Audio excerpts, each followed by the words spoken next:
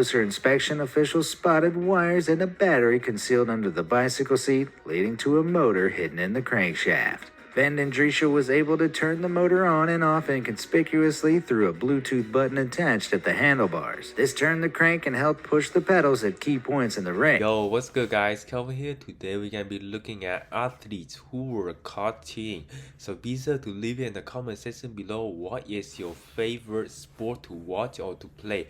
My favorite sport is probably basketball. You know, it's one of my favorite sport of all time because of Yao Ming and Jeremy Lin. But anyways, hopefully you guys can get this video an early thumbs up. Really help out the channel. And yeah, let's get right in with the show. An attitude of winning at all costs sees some athletes throw the rulebook out the window. But once they've crossed that finish line or climbed that podium, a single keen-eyed onlooker can bring all their hard-won success crashing down. With that, let's take a look at some shocking times athletes were caught cheating. ROSIE RUIZ. If you look up the definition of cheating in the dictionary, there's a good chance you'll find a picture of ROSIE RUIZ's face next to it. Back in 1980, this athlete became famous almost overnight after she won the Boston Marathon. A complete unknown, she crossed the finish line with the third fastest time of any woman ever recorded. Wow. But once she was over the line, suspicions began to arise. After running over 26 miles so quickly on a 70-degree day, she should have been completely exhausted. But Ruiz appeared suspiciously well-rested, raising questions. Was she on some kind of steroids? Perhaps a special training regimen? After several days of confusion, witnesses came forward claiming they had seen Ruiz join the race from the sidelines less than a mile from the finish. What the heck? About a half mile from the finish. She was in track clothes and wearing a number, but I thought someone had just sort of stumbled into the race. Maybe somebody was a little... Further investigation revealed that during the New York Marathon 6 months earlier, witnesses had actually seen Ruiz riding the subway to the finish line. Even though she denied both accusations, the evidence was piled against her, and Ruiz was stripped of her win and record. Although, holy crap, that is just so wrong. She rode a subway to the nearest finish line and then just tag in there. Holy crap, I thought she used some kind of drug or something, but nope. She took it the lazy way. you have to hand it to her. That's certainly one way to train Dwight Howard. When it comes to cheating, sometimes you need the biggest balls on the court. Or in Dwight Howard's case, the stickiest. Back in 2016, Dwight was playing NBA-level basketball for the Houston Rockets. While the Rockets were playing against the Atlanta Hawks, officials realized the ball was covered in a tacky substance right after Howard had touched it. The rules of the NBA state that it's illegal to use foreign substances during games, so this raised several red flags. Officials wandered over to the bench and found a glaringly obvious can of Stickum, a kind of spray adhesive, in plain sight of everyone. It was once used to help players get better purchase on the ball, but it was banned from the sport in 1981. Both teams were warned, but no player was accused, and the game continued. After the game, however, Howard admitted to Houston Chronicle writer Jonathan Fain that it was him. But not just that, he then also admitted to using Stickum in every game he played. Somehow the baller just laughed the incident off, and no fine or charge was ever brought against him. Wait, my question is, why does he want to use the sticky stuff to hold the basketball?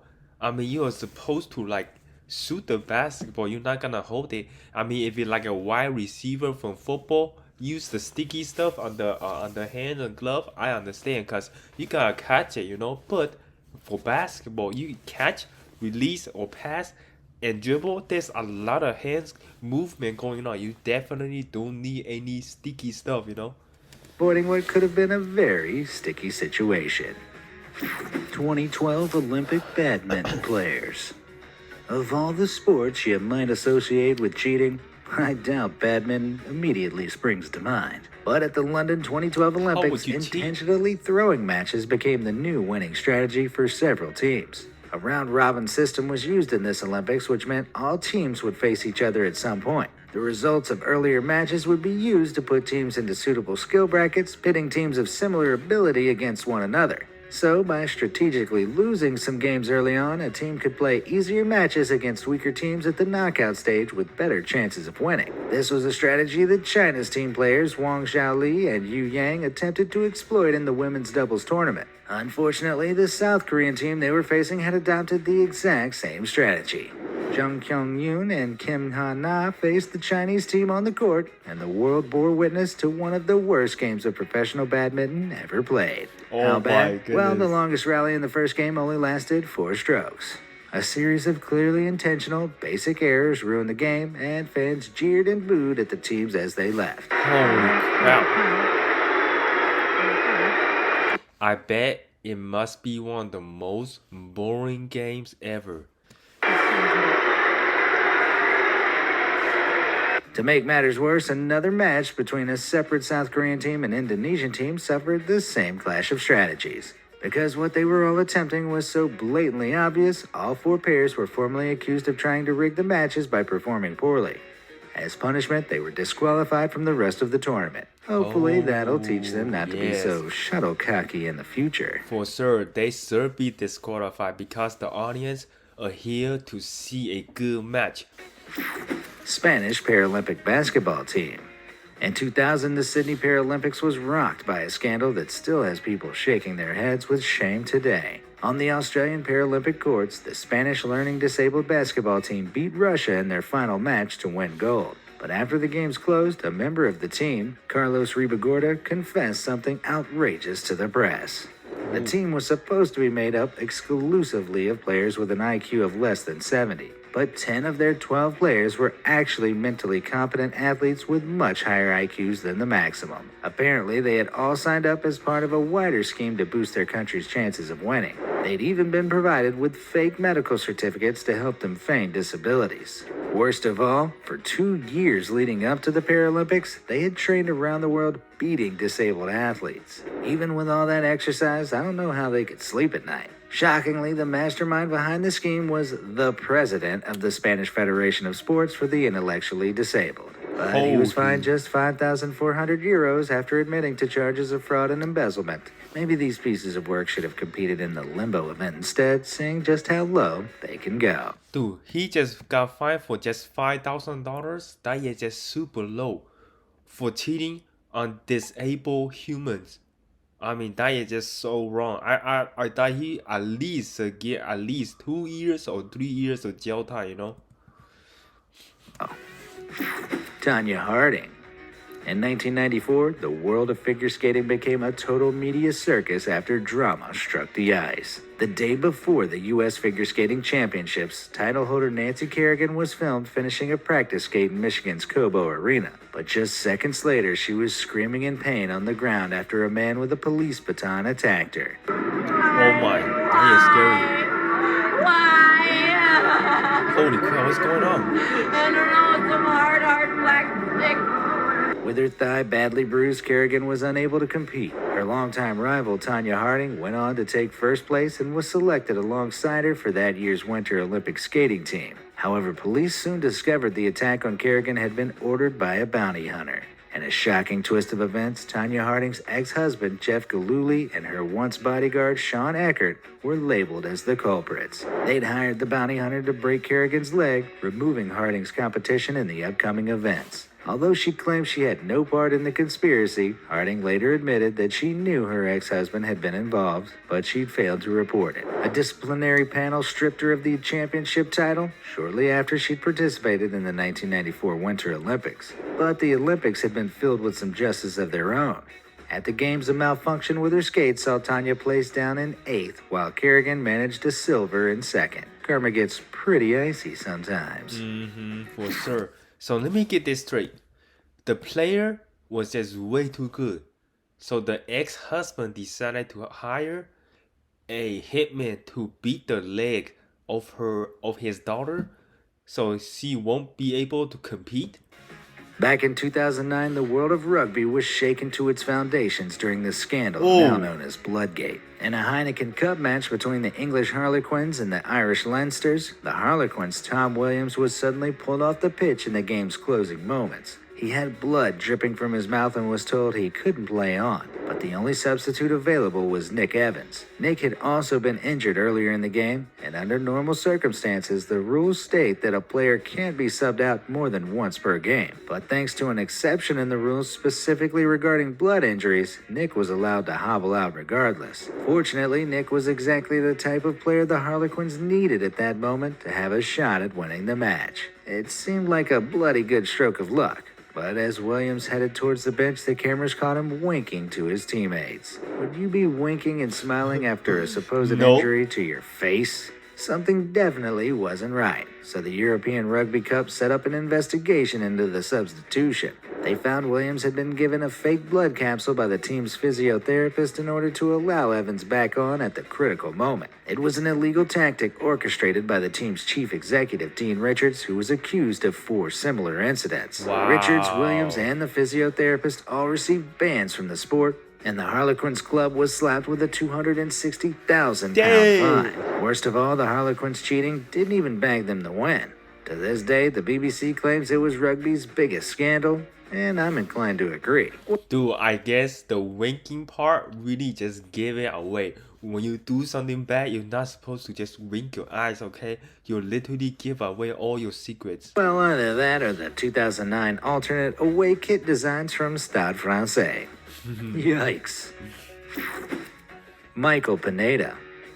In sports like baseball, one fumble can be the difference between victory and defeat. But back in 2014, New York Yankees pitcher Michael Pineda simply couldn't get a grip. As his team faced off against the Boston Red Sox, the Major League Baseball pitcher decided to up his game by using pine tar to improve his grip on the ball. He placed a small patch of the sticky substance on his neck, with his plan being to discreetly rub the ball there before throwing it. But not discreetly enough, it would seem. Before long, the Red Sox coach had spotted something afoot and was informing the referee. And funnily enough, at the same moment the coach complained about Pineda, a fan in the stalls could be seen pointing out Pineda's obvious faux pas. After several umpires checked his hands and neck, Pineda was immediately ejected from the game. In the 10 games following, the rules of Major League Baseball state pretty clearly that you can't use foreign substances on the ball, but this wasn't the first time Pineda had been caught cheating like this. He'd used the same pine tar in a previous match against the Red Sox and had even been caught on camera having obviously applied it. Maybe Pineda just wanted to live up to the pine part of his name, but this was hardly a pitch-perfect way to go about it. Dang, that sucks. 2012 Olympic women weightlifters. The final lift of the 75 kilograms category at the 2012 Olympic women's weightlifting event was an incredible moment for everyone watching. Both Svetlana Podobedova and Natalia Zabaletnaya had set new Olympic records for women, with Podobedova taking the gold for Kazakhstan. In doing so, she pushed Zabaletnaya of Russia into silver and Belarusian lifter Irina Kulesha to third. They all made lifting weights look natural, except there was nothing natural powering the performance of these ladies. Despite testing clean for illegal performance-enhancing drugs at the time, the International Olympic Committee began reanalyzing athlete drug tests in 2015. Thanks to an advance in technology, the committee were able to pick up previously overlooked substances, catching past cheaters who thought they'd gotten away with it. The reanalysis revealed a list of athletes who had clearly violated anti-doping laws, including 3 names you'll recognize: Svetlana Podobedova, Natalia Zabaletnaya, and Irina Kulesha. Wow, I gotta admit, the narrator pronounced that name effortlessly, okay? It was so perfect. I don't even know how to pronounce these names. Podobedova, Natalia Zabaletnaya, and Irina Kulesha. Dang, he was pretty good, huh? All 3 of the muscle-bound matriarchs were disqualified, stripped of their medals, and had their Olympic records nullified. So even though they were pumped up on steroids, they still managed this all-natural fail. Femke van den Driesche. What the? While some athletes work to improve themselves, others work to improve their methods of cheating. That was a sad fact that became clear back in 2016 after cycling champion Femke van den Driesche became the first ever athlete to be caught mechanical doping. That's a fancy way of saying she'd hidden a motor in her equipment to make the race easier. She was competing in the cyclocross championships when she suddenly stopped mid-race, claiming there was a problem with her bike. But on closer inspection, officials spotted wires and a battery concealed under the bicycle seat, leading to a motor hidden in the crankshaft. Van Dendriesche was able to turn the motor on and off inconspicuously through a Bluetooth button attached at the handlebars. This turned the crank and helped push the pedals at key points in the race. Like here, where on a difficult climb, Van Dendriesche was seen easily pulling away from the group with very little effort. When asked to deliver her defense, she claimed the bike belonged to her friend Nico van Mulder. Even though he confirmed her story, the rules at the time stated that the responsibility for the bike was all hers. She was hit with a 6-year ban from professional cycling and a fine of 20,000 Swiss francs, which is just shy of $21,000, before being stripped of all her previous titles. Guess she should have pumped the brakes on that plan. Dude, I gotta admit, that was like a genius plan, you know? I gotta admit, that is like a genius plan right there. How was she able to create a motor on a bicycle and then the battery under the seat and then the button in between the handles? It'd be really hard to catch this heater. The engineering design that went into this was just really awesome. I gotta admit that, okay? But at least she still got caught. What does that tell you, okay? That telling you do not cheat inside the sport. Well guys, that is the end of the video. I really enjoyed it, so hopefully you did the same thing. If you did, don't forget to give this video a big thumbs up and make sure to hit that subscribe button, turn on that bell notification, and my social media link is in the description below. And yeah, my name is Kelvin. I see you guys next video.